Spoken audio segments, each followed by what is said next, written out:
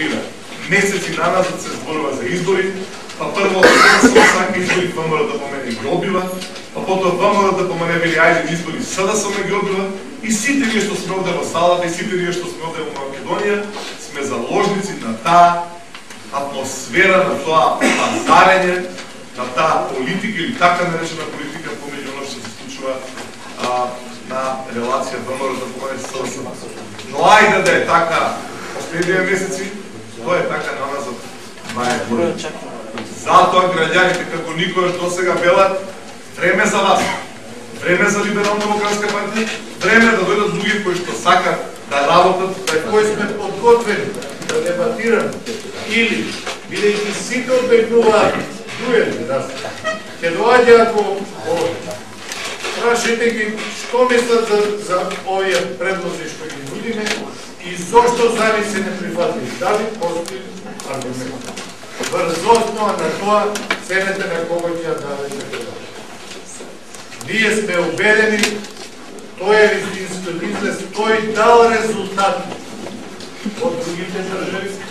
Овие мерки се применени. Ова што значи? Дека не само странските инвеститори ги вркаме, домашните инвеститори се комплетно застанати. И никој ништо не презема. Сите чекаат да видат кога овој циркус ќе заврши. А како што гледаме, сега се оговлекува овој циркус. Секој ден некој има некакво барање, нешто не му е јасно, нешто дополнува.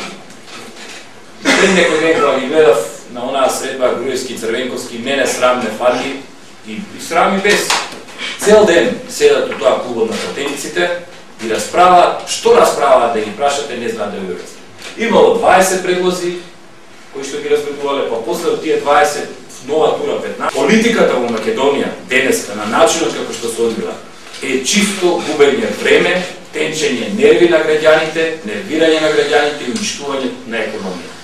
И овие актери што немаат свест да бидат одговорни и да сватат дека тие се представници на граѓаните и на економијата и дека нивна работа не е да ја плашат економијата, да ги плашат фирмите, туку со своето однесување да делуваат стабилизаторски, да делуваат зрело, да инвеститор која ги гледа во ред, каже има во Македонија политички недоразбирања, али во која земја нема.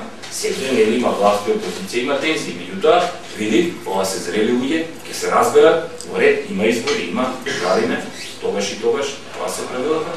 И тоа вака кога ги гледат, коса им се дига на глава.